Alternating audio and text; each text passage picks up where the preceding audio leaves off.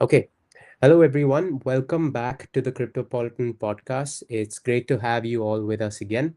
I want to get straight into this one. Most of the time, when we talk about yield in crypto, the conversation often gets dominated by the same stuff. There's sky high APYs that look amazing for 3 weeks before the whole thing quietly fades. And if you've been here for long enough, you know exactly what I mean. The number goes up, the token gets printed, everyone's happy, and then one day you check your wallet and wonder where it all went. So today I want to dig into a different angle on this. My guest is Matthew Pinnock, the COO of Altura, which is a multi-strategy yield protocol built on Hyper EVM. And Matthew's background is genuinely something. He's spent years deep in traditional finance working on bringing real-world assets on chain. So he's seen the institutional side from the inside, and now he's building on the other side of the fence. Matthew, welcome to the show. It's really glad to have you on. Pleasure to be here, Anush. Amazing. So I want to start with the thing that honestly makes a lot of people uh, a little cynical about this whole space at the moment. Most yield protocols look incredible during a bull run, and then the second conditions shift, they sort of fall apart, right? We've seen it happen over and over again. So two parts of this. First, why do you think that this keeps happening across DeFi? And secondly, how has Altura actually held up through the recent downturn while still growing TVL? Yeah, I think this tends to happen because in the past, vaults were basically built on extractive value. What I mean by that is vaults mainly worked by taking value directly from retail by making efficient inefficiencies within the market. This means they mainly uh, did strategies like market making, funding rate arbitrage, just price arbitrage, stuff like this, right? Which is great. Um, but the problem with these types of strategies is that they rely on a certain amount of volumes and a certain amount of inefficient volumes, right?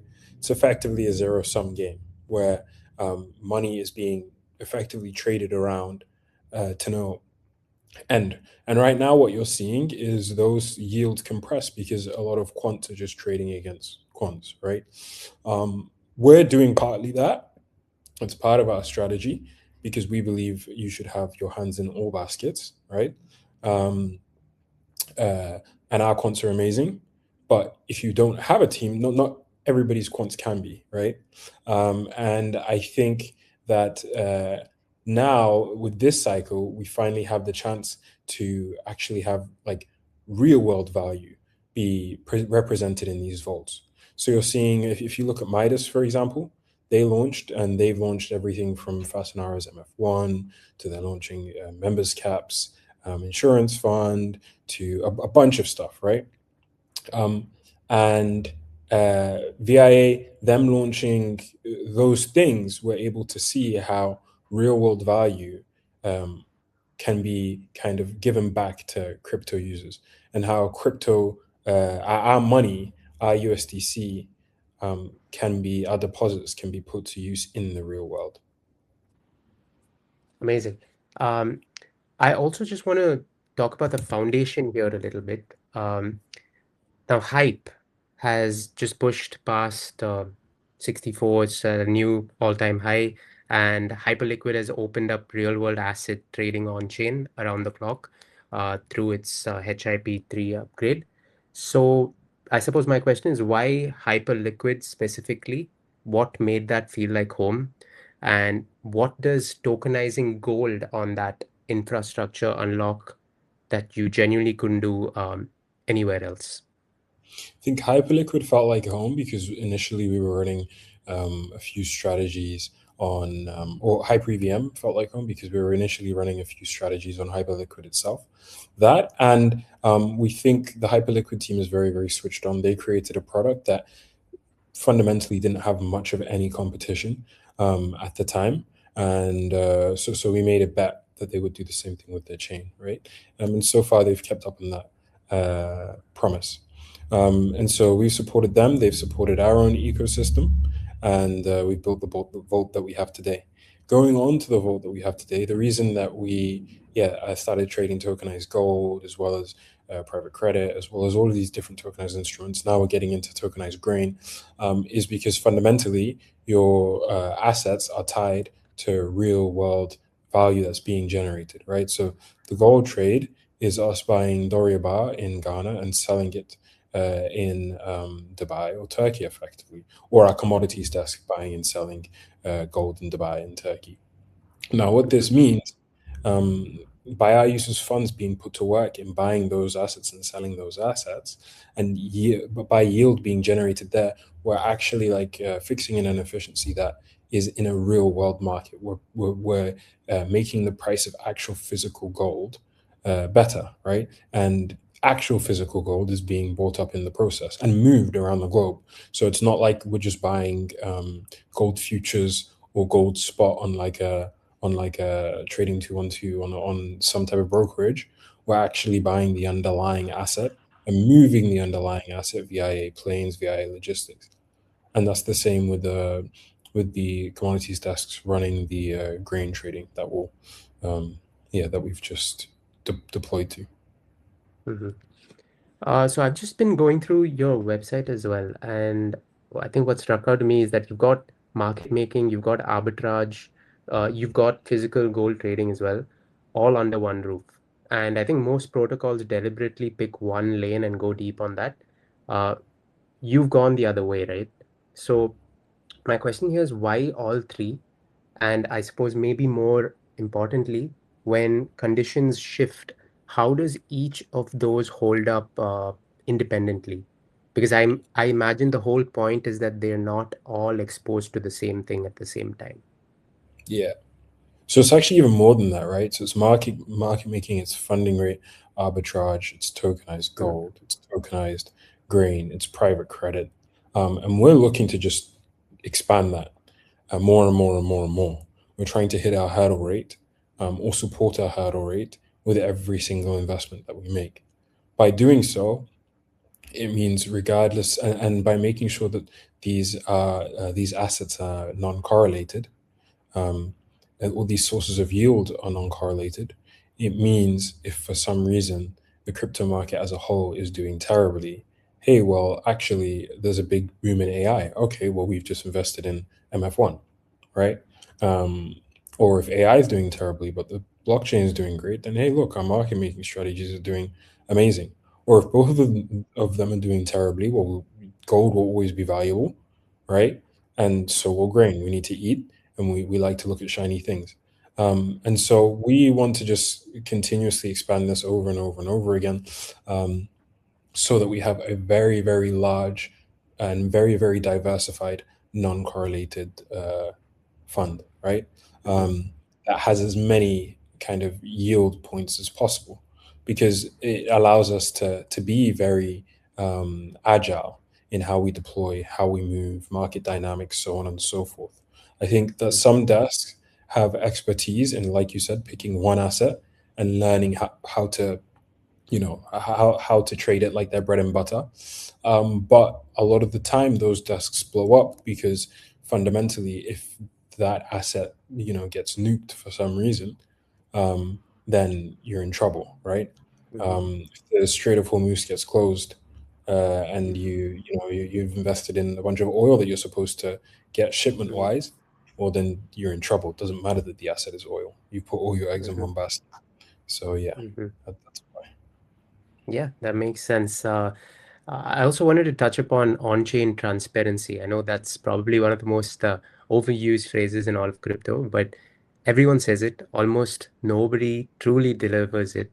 Uh, so I want to like sort of understand from your perspective, what can a user actually verify on Altura independently on their own, uh, and what can they genuinely go and sort of check for themselves? Yeah, sure. So with Accountable, we have an entire transparency dashboard, and that transparency dashboard basically goes over everything from how over collateralized we are to where exactly we've deposited to to like the amount of interval that we update our nav. It goes into depth on a lot in our vault, right? And that keeps us very, very honest, and it means that we can't squirrel away funds and claim that our vault is making X amount, right? So we have that from the accountable side, and then on the tokenized gold side, we went a step further, right? On the tokenized gold side, what we decided to do was partner with Aurelian, who is our tokenization provider.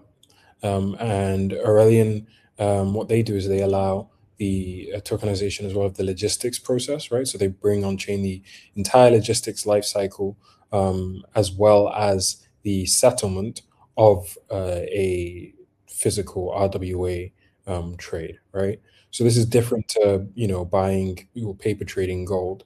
This is different from just names changing on a balance sheet. Instead, it's like facilitating a transaction where I come and give physical gold to you, Anush, and having that settled on the blockchain, which is massive, right?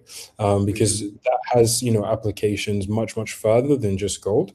And we're excited to see what we can do with them next. Like, we're trying to get a grain strategy like this as well, so it's fully transparent.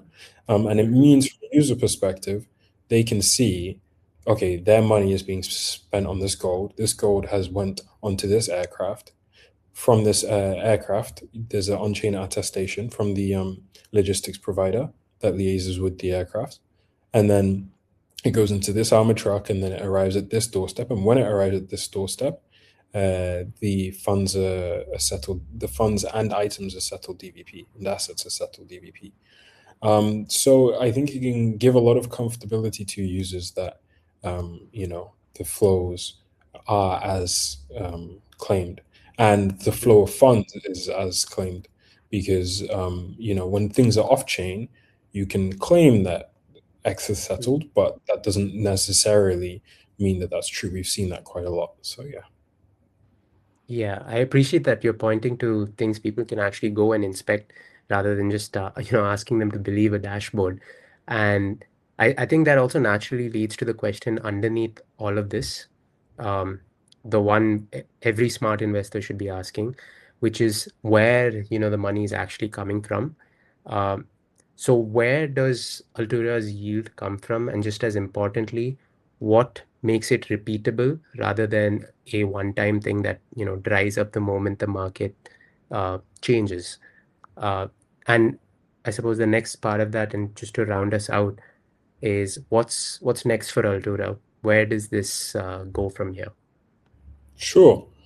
So I think in terms of where the yield comes from, I think this is we touched on this at the start, and we strengthened it through our conversation, in the sense that the yield comes from our primary strategy pillars, which are effectively the quant side, right? So that's market making, funding rate arbitrage, and then the RWA side, private credit and tokenization, right? So that's been the primary play for us right now. And so that's where the yield comes from. Quants, actual assets, commodities desks, it's all on chains, transparent. And then in terms of what next for Altura, I would say that a couple things. So Altura wants to shift to offering products that are more akin to what a neobank would do, right? Because we believe that the largest fundamental issue, next to having really bad yield primitives in crypto, is access, right? It's really, really hard for your everyday person to access their funds. And then even for crypto natives, it's really, really hard and cumbersome for us to spend our hard-earned funds, right? Having to like off-ramp to this, to this, to this, to this, to sell and incur this tax event and have to write this. And there's actually quite a big onus on having your earnings in crypto. And so we're looking to make that process simpler and easier, so we can increase access, and so more people have access to the yield that they should be getting, instead of being cheated by banks and these centralized institutions that we've for ages been told that a 2% APR year on year is okay. You know, that doesn't even beat inflation. So yeah. Amazing. I think that's a great place to actually land it, because if you can clearly explain where the yield comes from, I think that's already more than most of this industry can say, and it makes the roadmap a lot more believable.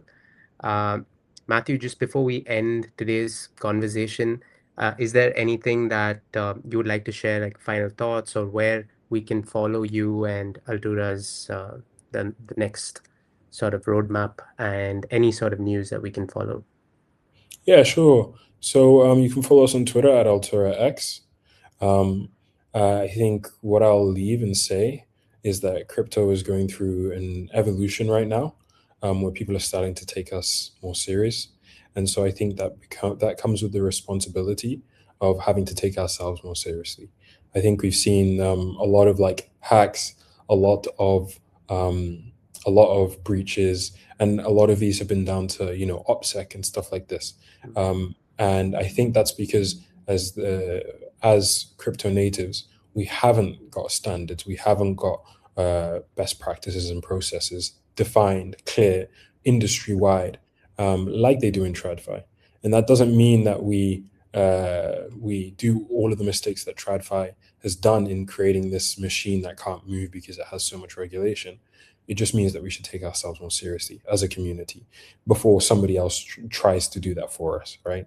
Mhm. Um, yeah. Amazing. Yeah, thank you. Thank you, Matthew. This has genuinely been a refreshing conversation. You're not selling the dream, you're just describing the reality, and that's, I think, rarer than it should be in the space. Uh, Thank you so much once again for coming on. For everyone listening, check them out at altura.trade. Um, Thanks for tuning in also, guys, for the Cryptopolitan podcast. We will catch you all on the next one.